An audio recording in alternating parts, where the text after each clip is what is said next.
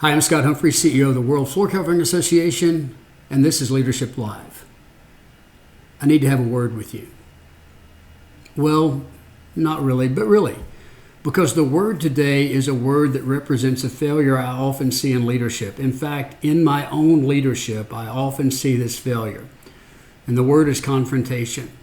When leaders fail to address subpar performance, there are a series of consequences related to that. And I want to review those with you right now and encourage you as a leader to be willing to make the tough call and to confront performance that does not meet the standard.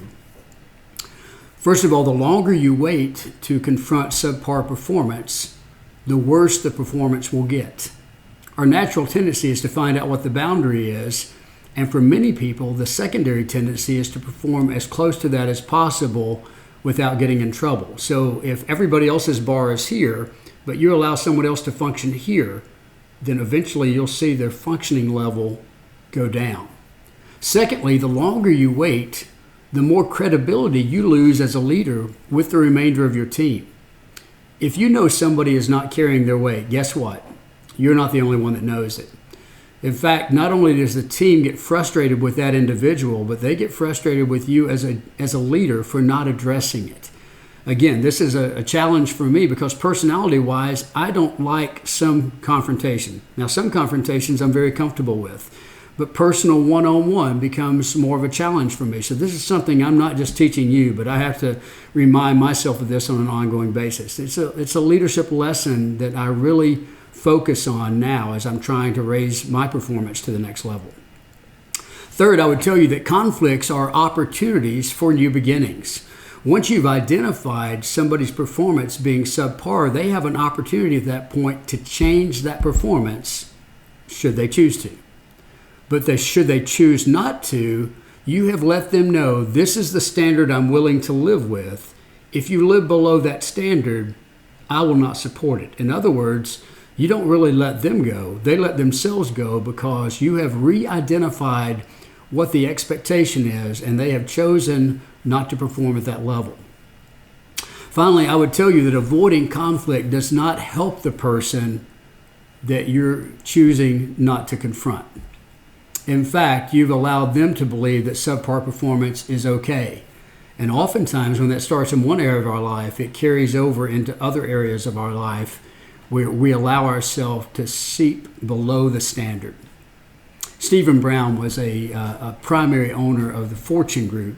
Back in my former life, I used some of their training. And he told a story about a gentleman he hired to run a sales territory. And he said he got to know the gentleman really well. They were friends even before the hiring. And he said this gentleman had 10 kids, and he knew his wife real well. And he said initially he was doing a phenomenal job. And then his performance began to wane. But he said, I chose not to address it the first month. And he said, then it continued for 2 or 3 months. And it became obvious to him that people were looking at him and that they were saying, you're not leading. You're not leading. He said, lo and behold, this gentleman calls me and he asked me to travel with him. And he said, man, I accepted immediately because I assumed he was going to do my job for me. He was going to quit because he knew he was not performing at the recognized level that was credible for us. So he goes and travels with this guy and he says, they're with each other all day. And he said, the guy really never says anything. And so finally, at the end of the day, he says, listen, you called me to travel with you. What was it you wanted to talk about? And the gentleman looked at him and he said, well, I needed to let you know that I'm leaving my wife and my 10 kids. I've found somebody else.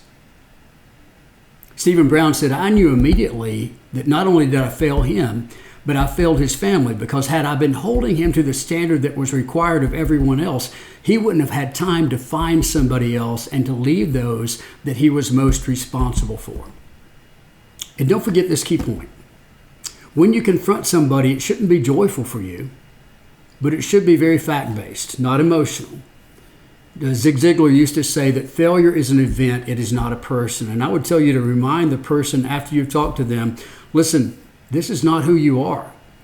I hired you because I saw a higher level of performance, or you're my child and that's not the expectation for you. I know how good you can be. Whatever area of your life, carry it over there, but do not be afraid of confrontation. Make the tough call. It's what separates the great leaders from those who are simply leading by title. Challenge yourself. If it's something that's weak for you, focus on this area. And then go out there and lead.